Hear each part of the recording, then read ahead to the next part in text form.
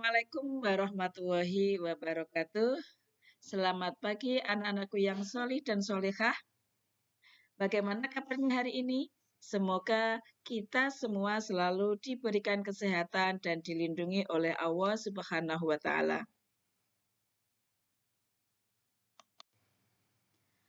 Anak-anakku yang solih dan solehah, hari ini kita bertemu lagi dengan Bu Yana dalam mata pelajaran fikih. Pada kali ini kita akan belajar dengan materi makanan halal. Adapun tujuan pembelajaran kita kali ini melalui kegiatan pengamatan, ceramah, diskusi, dan tanya jawab diharapkan siswa 1. Mampu menelaah dan menyimpulkan pengertian makanan halal dengan benar. Yang kedua, siswa mampu menunjukkan hukum makanan halal dengan benar. Yang ketiga, siswa mampu membedakan macam-macam makanan halal dengan benar. Dan yang keempat, siswa mampu memerinci hikmah mengkonsumsi makanan halal dengan benar.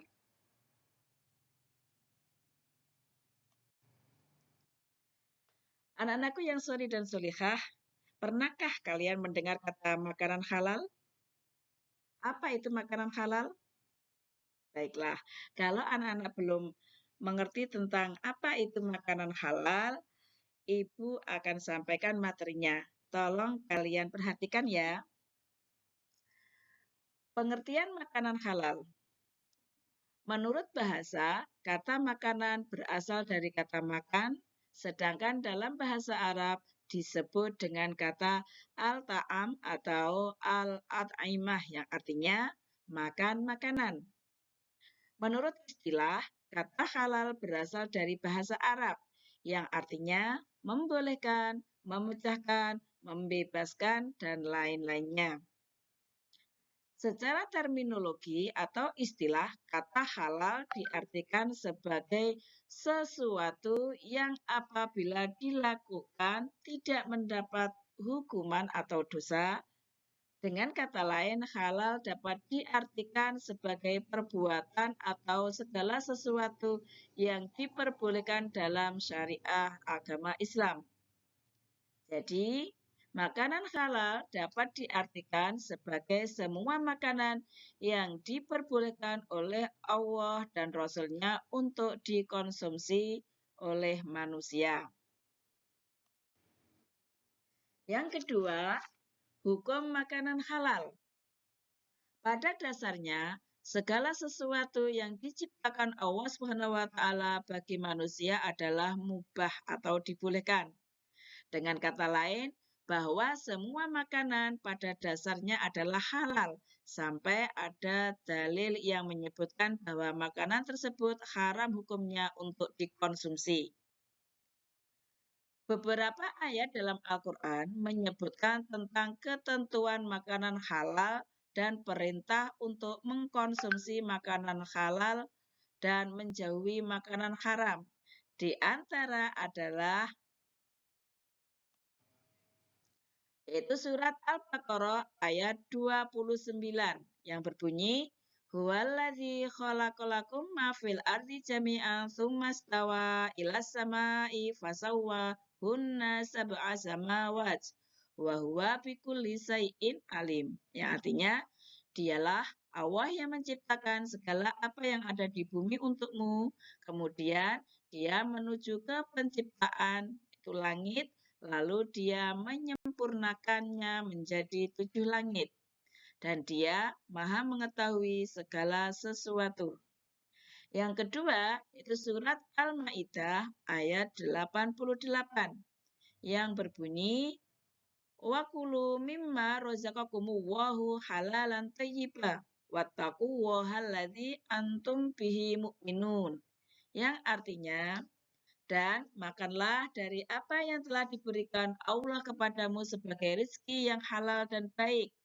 Dan bertakwalah kepada Allah yang kamu beriman kepadanya.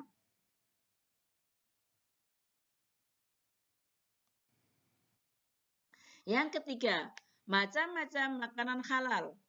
Antara lain, yang pertama, halal karena zatnya, yaitu makanan yang berasal dari binatang maupun tumbuhan yang tidak diharamkan oleh Allah. Yang kedua, dijelaskan di dalam Al-Quran, hadis, ijma, dan qiyas ulama.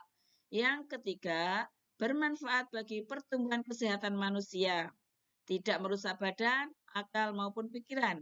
Yang terakhir yaitu tidak kotor, najis, dan tidak menjijikkan. Yang B, halal cara memperolehnya.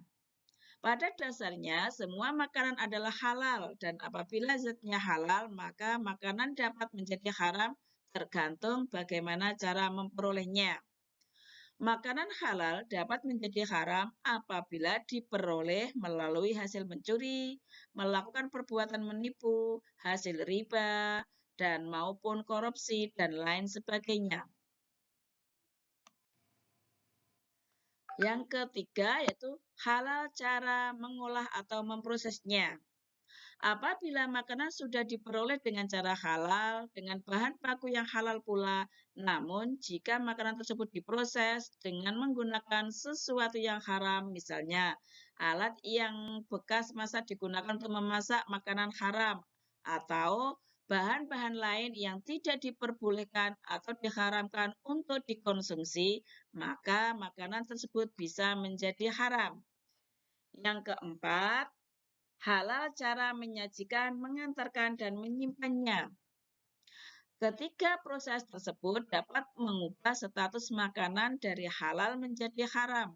Misalnya, jika makanan disajikan dalam piring yang terbuat dari emas maupun disimpan atau diantar untuk tujuan yang tidak baik. Jadi, jika cara mendapatkan makanan dari hasil kerja yang halal, maka akan menghasilkan yang halal pula. Dan jika mencarinya dengan jalan yang tidak halal, maka akan menghasilkan yang tidak halal pula. Yang keempat, yaitu membiasakan mengkonsumsi makanan halal. Sebagai seorang muslim, kita harus cermat dalam memilih sumber makanan. Kita hendaknya memastikan bahwa makanan yang kita konsumsi adalah makanan yang halal. Berikut cara-cara yang dapat dilakukan agar kita terbiasa mengkonsumsi makanan halal. Yang pertama, membeli bahan makanan dari tempat yang terpercaya atau sudah terjamin menjual bahan makanan yang halal. Yang kedua, apabila membeli daging, hendaknya membeli di tempat orang Muslim. Jika terpaksa membeli pada orang non-Muslim, dipastikan daging tersebut diperoleh dan disembelih secara syariat Islam. Yang ketiga, mendapatkan makanan dengan cara yang baik, tidak mencuri, dan tidak merampas milik orang lain. Yang keempat, membeli makanan dengan uang yang diperoleh dengan cara yang benar dan halal, tidak dari hasil mencuri, merampok, berjudi, maupun korupsi. Yang kelima, menghindari makanan-makanan yang telah ada dalil yang melarang mengkonsumsi makanan tersebut, misalnya daging babi dan daging anjing. Yang keenam, senantiasa bersyukur kepada Allah Subhanahu wa Ta'ala. Allah dan Rasul-Nya memerintahkan umat manusia untuk membiasakan mengkonsumsi makanan yang halal. Dengan mengkonsumsi makanan yang halal akan memberikan manfaat bagi tubuh manusia. Manfaatnya antara lain, yang pertama, terhindar dari murka Allah karena menjauhi larangannya. Tubuh kita akan selalu sehat karena yang dimakan adalah sesuatu yang baik dan enak. Yang ketiga, akan menghasilkan hati dan pikiran yang bersih karena mendapat curahan kasih sayang dari Allah Subhanahu wa Ta'ala. Yang keempat, akan diberi rizki yang halal dan dilipat gandakan oleh Allah karena selalu mentaati Allah sebagai wujud rasa syukur. Yang kelima, menunjukkan pada umat lain bahwa Islam adalah agama yang baik dan hanya mengajarkan yang baik pula. Yang kelima yaitu hikmah mengkonsumsi makanan halal. Antara lain, Yang pertama, mendapat kesehatan hati dan jasmani atau badan, supaya doa dikabulkan oleh Allah Subhanahu wa taala, dijauhkan dari siksa api neraka dan makanan yang halal menumbuhkan perbuatan yang baik. Demikian tadi anak-anakku yang soleh dan solehah, materi pelajaran yang bisa Ibu berikan pada pagi hari ini. Akhirnya, terima kasih atas perhatiannya. Semoga anak-anak bisa memahami apa yang Ibu sampaikan. Wassalamualaikum warahmatullahi wabarakatuh.